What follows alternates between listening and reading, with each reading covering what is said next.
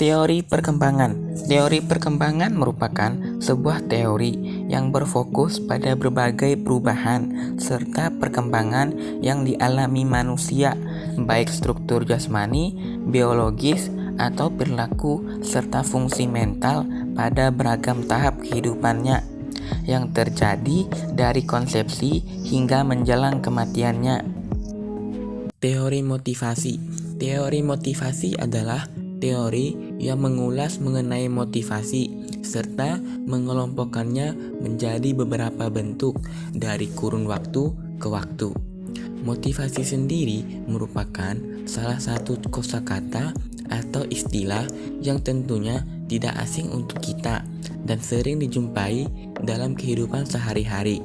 Secara umum, motivasi dapat diartikan sebagai sebuah kemauan, dorongan, minat, maupun hasrat seseorang yang begitu besar yang datangnya bisa dari dalam diri sendiri maupun dari faktor eksternal lain. Menurut sumber yang diperoleh, motivasi dibedakan menjadi dua, yaitu motivasi intrinsik.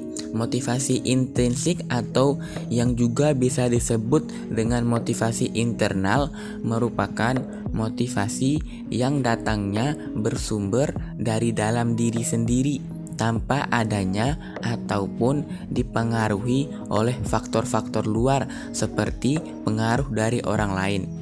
Contoh dari motivasi ini adalah keinginan seseorang individu untuk mencari penghasilan dan uang guna membeli barang yang ia inginkan. Membeli barang tersebut benar-benar keinginannya, bukan karena kebutuhan.